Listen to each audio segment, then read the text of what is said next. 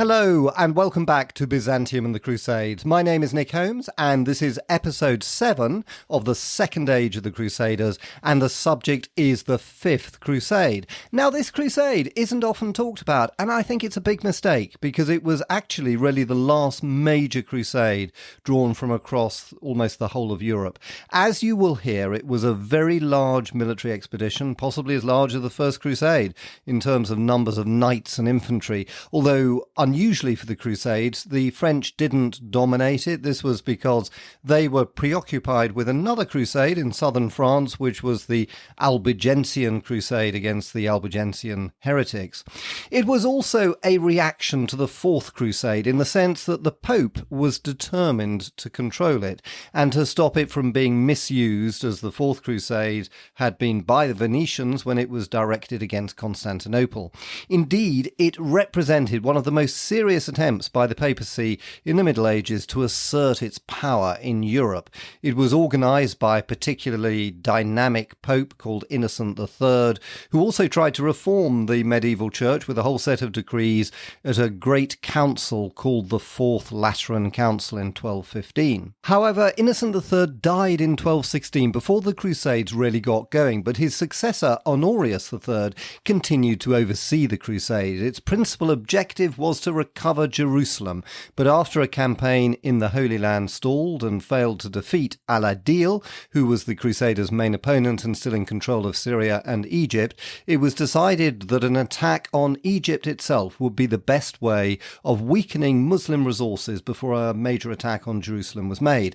This was because Egypt was the richest and most heavily populated of all the Muslim states in the Middle East, and Richard the Lionheart, who was always considered the most successful of the Crusaders in the past few decades, had always said that holding Jerusalem would be impossible without also controlling Egypt. This actually made a great deal of sense, and so the second part of the Fifth Crusade consisted of a major attack on Egypt, which really counts as one of the largest military expeditions ever undertaken in crusading history. So, as before, I'll read extracts from my adapted version of Sir Stephen Runciman's brilliant History of the Crusades. Hope you enjoy it.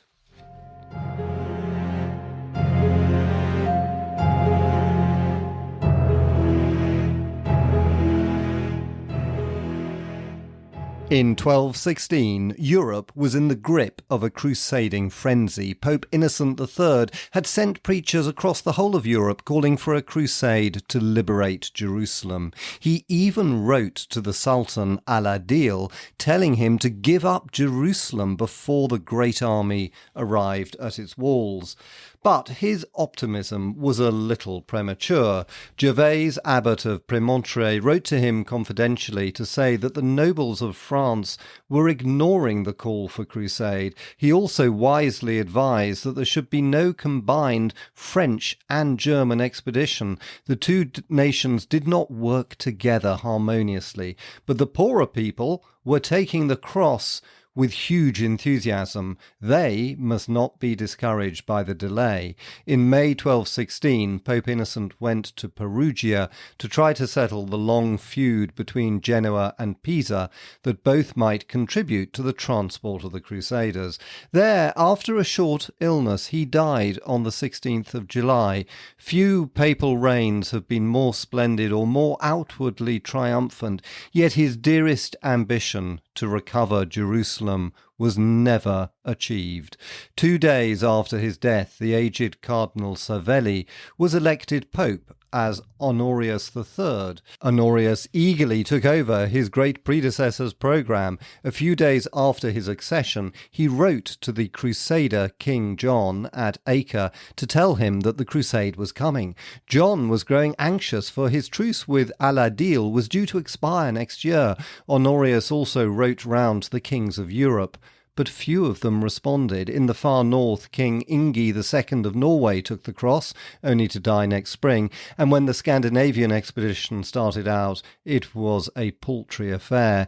King Andrew II of Hungary had already taken the cross, but had been excused by Innocent from fulfilling his vow earlier because of civil war in his country. He now showed enthusiasm, but he had another motive. His queen was the niece, through her mother, of the Latin Emperor Henry of Constantinople, Constantinople, who was childless, and he had hopes of inheriting the city. But when Henry died in June 1216, her father, Peter of Courtenay, was chosen in his place. Therefore, King Andrew's enthusiasm began to fade, but he agreed at last to have his army ready for the following summer. In the lower Rhineland, there was a good response to the preaching, and the Pope hoped for a large fleet manned by Frisians. But here again there were delays, nor was the news from Palestine very encouraging. James of Vitry, who had recently been sent there as Bishop of Acre with instructions to rouse the local Crusaders, gave a bitter report of what he found. The Crusaders in the Holy Land did not want war. It was only the military orders who wanted to fight, though the Italian colonists, who were wise enough to lead frugal lives, kept some energy and enterprise. But the mutual jealousy of the great Italian cities, Venice, Genoa and Pisa, made them unable to work together.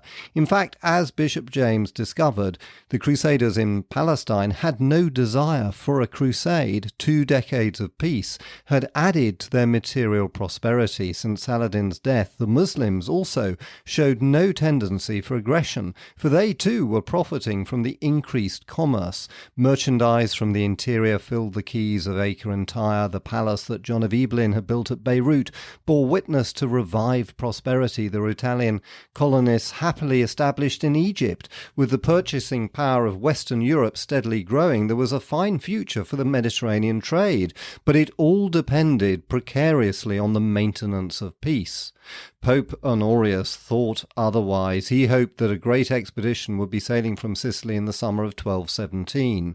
But when the summer came, though various companies of French knights had reached the Italian ports, there were no ships. The King of Hungary's army reached Spoleto in Dalmatia in August and was joined there by Duke Leopold VI of Austria and his army. The Frisian fleet only reached Portugal in July, and part of it remained at Lisbon. It was in October that the rest sailed into Gaeta in Italy, too late to proceed to Palestine until the winter was over. At the end of July, the Pope ordered the Crusaders assembled in Italy and Sicily to proceed to Cyprus, but still no transport was provided. At last, in early September, Duke Leopold found a ship at Spoleto to take his small company to Acre. His voyage only took 16 days. King Andrew followed him about a fortnight later. But the Spoletans could not let him have more than 2 ships, so the bulk of his army was left behind. About the same time, King Hugh of Cyprus landed at Acre with the troops that he could raise. The harvest had been poor that year in Syria, and it was difficult to feed an idle army. When the kings arrived, John of Brienne recommended an immediate campaign. On Friday the 3rd of November, the Crusaders set out from Acre and marched up the plain of Esdraelon. Their numbers, though not great, were larger than any that had been seen in Palestine since the Third Crusade. Al-Adil, when he heard that the Crusaders were assembling, had come with some troops to Palestine, but he hadn't expected so early an invasion. He was outnumbered, so when the Crusaders advanced towards Bison, he retired, sending his son Al-Mazam to cover Jerusalem, while he waited at Al-Jin, ready to intercept any attack on Damascus. His fears were scarcely justified. The Christian army lacked discipline. King John considered himself as being in command, but the Austro-Hungarian troops looked only to King Andrew and the Cypriots to King Hugh, while the military orders obeyed their own leaders. Basin was occupied and then sacked. Then the Crusaders wandered aimlessly across the Jordan and up the eastern shore of the Sea of Galilee, round past Capernaum and back through Galilee to Acre. Their chief occupation had been the capture of holy relics. King Andrew was delighted to obtain one of the water jugs used purportedly at the marriage feast at Cana. But King John was dissatisfied and planned an expedition of his own to destroy the fort that the Muslims had built on Mount Tabor. Neither Hugh nor Andrew joined him, nor would he wait for the military orders. His first attack on the fort on the 3rd of December failed, though in fact the garrison was ready to surrender. When the orders arrived 2 days later, a second assault was attempted, but in vain. Once more the army retreated back to Acre. About the new year, a small band of Hungarians, against local advice and without their king's approval, planned a foray into the Bekaa and was almost annihilated in a snowstorm when crossing the Lebanon. Meanwhile, King Andrew rode off with King Hugh to Tripoli, where Bohemond IV, the ex-Prince of Antioch, recently widowed of his first wife, celebrated his marriage to Hugh's half-sister Melisande. There, Hugh suddenly died on the 10th of January, leaving the throne of Cyprus to an 8-month-old boy Henry under the regency of his widow. King Andrew returned to Acre and announced his departure for Europe. He had fulfilled his vow. He had recently added to his collection of holy relics, and it was time to go home. The Patriarch of Jerusalem pleaded with him and threatened him in vain. He took his troops northward through Tripoli and Antioch to Armenia, and thence with a safe conduct from the Seljuk Sultan to Constantinople. His crusade had achieved nothing. Leopold of Austria remained behind. He was short of money and had to borrow 50,000 bezants from Guy Embriaco of Jabail, but he was ready to work further for the cross. King John used his help for the refortification of Caesarea, while the Templars and Teutonic Knights set about the construction of a great castle at Athlit, just south of Carmel, the castle of the pilgrims. Al-Adil, meanwhile, dismantled his fort on Mount Tabor. It was too vulnerable and not worth its upkeep. On the 26th of April 1218, the first half of the Frisian fleet arrived at Acre, and a fortnight later the half that had wintered at Lisbon. There was news that the French Crusaders, massed in Italy, were soon to follow. King John at once took counsel about the best use to be made of the newcomers. It had never been forgotten that King Richard the Lionheart had advised an attack on Egypt, and the Lateran Council had also mentioned Egypt as the chief objective for a crusade. If the Muslims could be driven out of the Nile Valley, not only would they lose their richest province, but they would be unable to keep a fleet in the eastern Mediterranean, nor could they hold Jerusalem long against a pincer attack coming from Acre and from Suez. With the Frisian ships at their disposal, the Crusaders now had the means for a great attack on the Egyptian delta. Without hesitation, it was decided that the first objective should be the port of Damietta, the key to the Nile. Meanwhile, in the Muslim world, the Sultan Al-Adil was now an old man and had hoped to spend his later years in peace. He also had worries to the north. His enemies, the Anatolian Seljuks, were now at the height of their power. Byzantium was no more, and the Byzantine Emperor of Nicaea was too busy fighting the Crusaders in Constantinople to disturb them. Their Turkoman subjects were settled now, and orderly, and prosperity was returning to the Anatolian peninsula. Early in 1218, the Seljuks swept into the territory of Aleppo and advanced on the capital, but they were defeated. Nevertheless, the Seljuks remained a menace until the death of their leader, Kakos, next year. Up to the last, Al-Adil seems to have hoped that the Crusaders would not be so foolish as to break the peace. His son, Al-Kamil, Viceroy of Egypt, shared his hopes. Al-Kamil was on excellent terms with the Venetians, with whom he had signed a commercial treaty in 1208. In 1215, there were no fewer than 3,000 European merchants in Egypt. The sudden arrival that year at Alexandria of two Western lords with an armed company had frightened the authorities, who had put the whole European colony under temporary arrest, but good relations had been restored. In 1217, a new Venetian embassy was cordially received by the Egyptians. The ineffectual meanderings of the Crusade of 1217 had not impressed the Muslims. They could not believe that there was any danger to Egypt now, but they were proved wrong when, on the 24th of May 1218, the crusading army with King John in command embarked at Acre in the Frisian ships and sailed down to Athlit to pick up further supplies. After a few hours, the ships lifted anchor, but the wind dropped. Only a few of them managed to leave the anchorage and actually sail on to Egypt. They arrived off the Damietta mouth of the Nile on the 27th and anchored there to await their comrades. comrades. The soldiers did not venture at first to try to go onto the land, as there was no senior officer amongst them, but soon the sails of the main Crusader fleet appeared over the horizon. The ships came in across the bar, and King John, the Duke of Austria, and the Grand Masters of the three military orders stepped ashore. Damietta lay 2 miles up the Nile River on the east bank, protected on one side by Lake Manzla. It was very difficult to attack. A chain had been stretched across the river, a little below the town, from the east bank to a tower on an island close to the west bank, blocking the only channel, and a bridge of boats lay behind the chain. The Crusaders now made this tower their first objective. Meanwhile, back in Syria, when the Muslims realized that the crusade was directed against Egypt, Al-Adil hastily recruited an army in Syria, while Al-Kamil marched the main Egyptian army northward from Cairo and encamped a few miles south of Damietta. But he had insufficient men and ships to attack the Christians, though he reinforced the tower. The first serious assault on the fort at the end of June failed.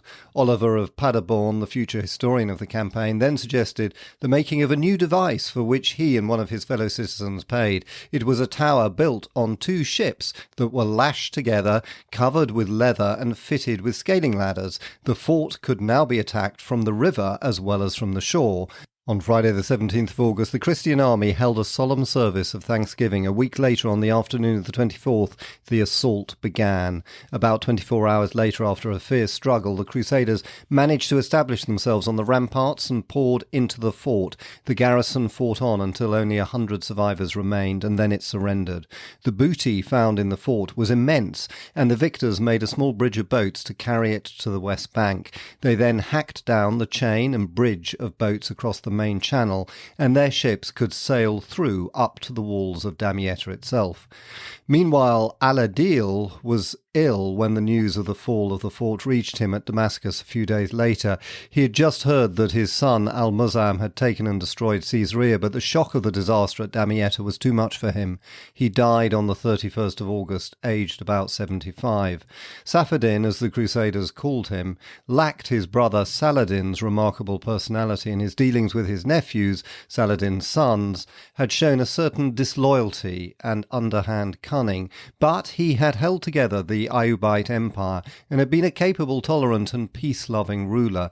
To the Christians he had been consistently kind and honourable, and he earned and kept their admiration and respect. He was succeeded in Syria by his younger son Al-Muzaam, and in Egypt by the elder Al-Kamil. The disaster to the Muslims was not so great as Al-Adil had feared. If the Christians had pressed on and at once attacked Damietta, the town might well have fallen, but after the capture of the fort they hesitated and decided to await reinforcements. Meanwhile, many of the Frisians returned to their homes to be punished for their desertion by death in a great flood that swept over Frisia the day after their arrival. It was known by now that the long-planned papal expedition had already left Italy. There had been constant delays, but at last Pope Honorius had been able to equip a fleet at the cost of 20,000 silver marks to transport the troops that had waited for over a year at Brindisi in Italy. At their head he put Cardinal Pelagius of St. Lucia. About the same time, 2 French nobles, Hervé, Count of Nevers, and Hugh of Lusignan, Count of La Marche, negotiated with the Genoese for ships to take a company of French and English crusaders to the east.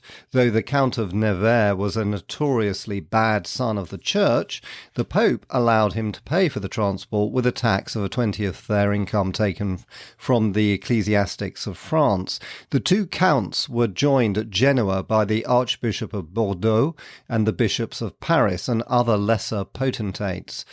The Pope sent Robert, Cardinal Coursin, to be spiritual director of the fleet, but without any powers.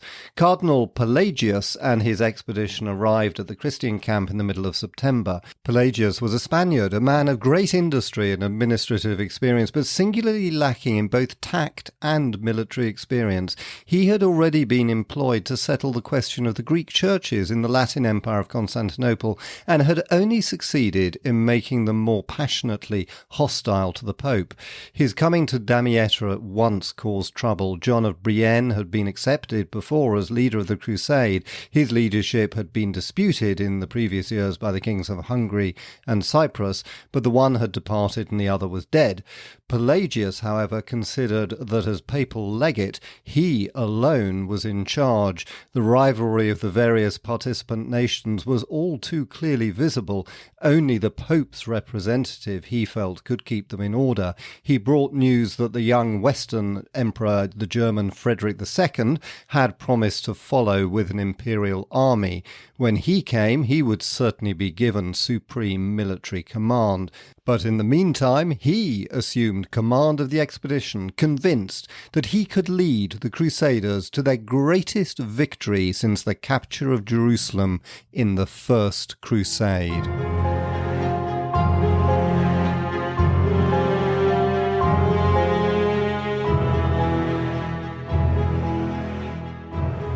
And that ends this episode. Hope you enjoyed it. And if you want to leave any ratings or reviews, I'd be massively grateful, since it really helps to advertise the podcast. Thank you so much.